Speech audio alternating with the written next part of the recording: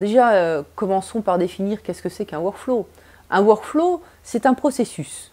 Alors, par exemple, j'ai besoin de produire une voiture, je vais commencer par rassembler les plans de ma voiture.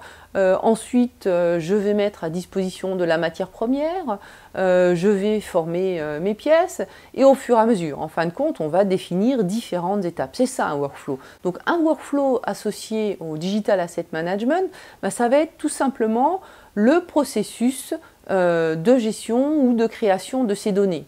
Un tout simple, c'est on ingère les données dans le système. Le premier workflow auquel on pense, c'est un workflow de validation. J'ai mis mes données, je vais valider avec le marketing que les données ingérées dans le système sont correctes et que l'on va pouvoir les utiliser. Donc c'est le premier workflow, je dirais c'est le plus simple. C'est celui qui est quasiment dans tous les DAM, en tout cas qu'il faut exiger. Maintenant, il y a un deuxième type de workflow.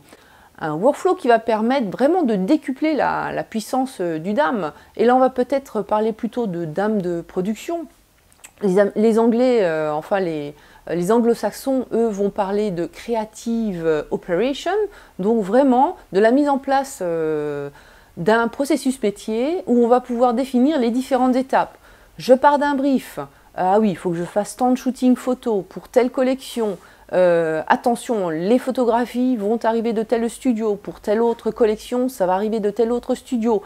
Les validants, il va falloir faire valider une part de ces photographies en interne, bien évidemment, puis aussi, pourquoi pas, aux mannequins, parce qu'elles ont aussi un droit à l'image, ou à d'autres instances, des instances juridiques d'ailleurs, qui peuvent être aussi bien dans un pays que dans un autre pays, en fonction de la destination d'utilisation de ces éléments.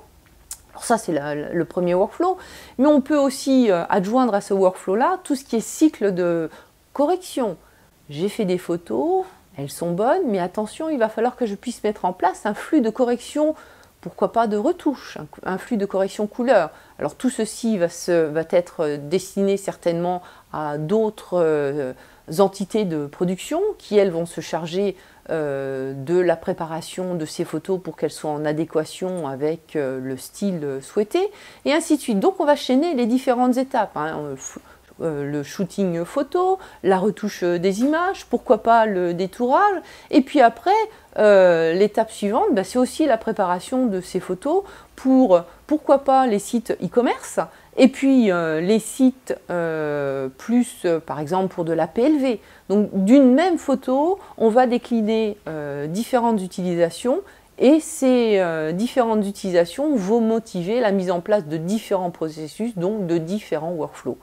Dans le DAM, c'est important de pouvoir mettre en place ce type de workflow parce qu'effectivement, chaque production ne nécessite pas forcément toujours le même workflow. Ça va vraiment être lié au geste métier de l'entreprise, ça va vraiment être lié à la manière de gérer ses assets.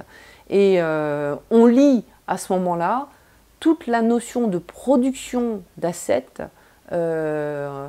à la notion de captage de ces assets et du stockage dans le DAM. Un autre exemple au niveau workflow, c'est très important, c'est au niveau du packaging. Un processus packaging, c'est quelque chose de très complexe qui fait intervenir énormément d'acteurs.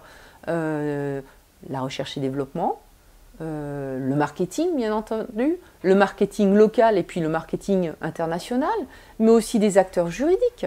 Et puis aussi des acteurs plus production qui vont faire en sorte que ce que l'on a imaginé au niveau d'un design est vraiment quelque chose que l'on va pouvoir imprimer. Tout ceci induit énormément d'étapes avec énormément de cycles de validation différents, faisant intervenir différents acteurs, avec bien évidemment des cycles de révision. Voilà ce que l'on appelle le workflow. Le workflow dans un DAM, vraiment, c'est quelque chose qui va permettre de décupler et d'automatiser un maximum d'actions.